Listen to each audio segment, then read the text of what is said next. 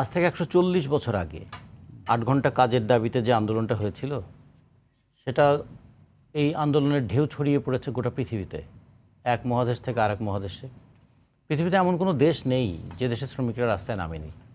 এর মধ্যে যে দেশগুলো কট্টর পুঁজিবাদী দেশ, সেই সমস্ত দেশের শ্রমিকদের মিছিলের উপর আজকে হামলা হয়েছে। এটা আমরা ফ্রান্সেও দেখেছি। আর আমেরিকা, যেখানে মে দিবসের সূত্রপাত, সেখানে তো মে দিবস পালনই করতে দেওয়া হয় না। সেখানে রাষ্ট্রীয়ভাবে মে দিবস পালিত হয় না, তারা শ্রমিক দিবস হিসেবে সেপ্টেম্বর মাসের ৪ তারিখকে পালন করে। এবং আরেকটা ঘটনা, যে শিকাগোর হে মার্কেটে এই ঘটনাটা ঘটেছিল, লক্ষ লক্ষ শ্রমিক ঐক্যবদ্ধ হয়েছিলেন মে মাসের ১ তারিখে। তাদের উপর পুলিশ আক্রমণ করেছিল। তার প্রতিবাদে ৪ মে আবার তারা সমবেত হয়েছিলেন এবং সেখানে আবার হামলা চালিয়ে শ্রমিকদেরকে যেমন হত্যা করা হয়, তেমনি শ্রমিক নেতাদেরকে, অগাস্ট স্পাইস, পার্সন্স ফিশার, এদেরকে ফাঁসি দেওয়া হয় মিথ্যা অভিযোগে। সেই আমেরিকাতে আমরা দেখেছি যে মে দিবস পালন হয়নি। মধ্যপ্রাচ্যের দেশগুলোতে, যেগুলো ইসলামী দেশ বলে পরিচিত, তারা কেউ মে দিবস পালন করতে দেয় না। আর বাংলাদেশে আমরা স্বাধীনতার পর থেকে আমরা মে দিবসটা খুবই উৎসাহ উদ্দীপনার সঙ্গে পালন করছি। এই মে দিবসের ৮ ঘন্টা শ্রমের দাবিতে গড়ে ওঠা আন্দোলনের অন্তরালের আকুতি ছিল ন্যায্য মজুরি। কার্ল মার্কস সেটা সঠিকভাবেই চিহ্নিত করেছিলেন যে দাবিটা ৮ ঘন্টা কর্মদিবসের, কিন্তু মজুরিটা এমন হওয়া উচিত যাতে ৮ ঘন্টা কাজ করে তার জীবনটা চলে। আমাদের দেশে প্রথম যে ব্যত্যয়টা হয়েছে, আমরা ৮ ঘন্টা কর্মদিবসকে রাষ্ট্রীয়ভাবে আইনগতভাবে স্বীকার করে নেওয়া হয়েছে, কিন্তু ওই রপ্তানি করার স্বার্থে মালিকরা চাইলে 2 ঘন্টা, এমনকি 4 ঘন্টা পর্যন্ত ওভারটাইম করাতে পারবেন, এই প্রভিশন যেমন রাখা হয়েছে। আর মজুরিটা এমন কম যে শ্রমিকরা নিজেরাই বাধ্য হচ্ছে হয় ওভারটাইম করতে অথবা বাড়তি আয়ের জন্য অন্য কোনো কাজ করতে।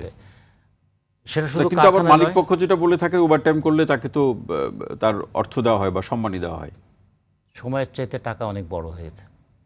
যে শ্রমিক ১৪০ বছর আগে বলেছিল ৮ ঘন্টা কাজ করব, 8 ঘন্টা বিশ্রাম নেব, 8 ঘন্টা পরিবার, পরিজন, বন্ধু বান্ধব, আত্মীয় স্বজনের সঙ্গে যোগাযোগ করব, কিংবা জীবন বিকাশের কাজ করব, অন্ততপক্ষে বিনোদনের সঙ্গে যুক্ত থাকব, সেই শ্রমিকের জীবন থেকে আজকে শ্রমিকেরও তো জীবনের অধিকার, সেটি তো নিশ্চিত করতে হবে। জীবন থেকে সময়টা কেড়ে নেওয়া হচ্ছে কয়টা টাকার জন্য, এবং সেই টাকাটা কি জীবন যাপনের জন্য টাকা। তার মানে মজুরিটা এত কম যে শ্রমিক মনে করে যে এই বাড়িতে গিয়ে আমি কী করব, 2 টাকার জন্য সে উদয়াস্ত পরিশ্রম করছে। তো ফলে এটা দিয়ে নির্মমতার আরও মানে প্রকাশিত হয়েছে মালিকদের এই কথায়। আমরা বলবো যে প্রথমত 8 ঘন্টা বাংলাদেশে বাস্তবায়িত হচ্ছে না, দ্বিতীয়ত 7,65,000 এখন 7,65,00,000 শ্রমিকের কথা বলা হচ্ছে এখন। এর মধ্যে 85% হচ্ছে অপ্রাতিষ্ঠানিক খাতে, তাদের ক্ষেত্রে না আছে শ্রমঘণ্টা, না আছে নিয়মিত মজুরি, না আছে চাকরির নিশ্চয়তা, নিরাপত্তা, এবং তাদের একটা নাম হয়েছে এখন গালভরা নাম, কানা মোনা, মানে কাজ নাই তো মজুরি নাই।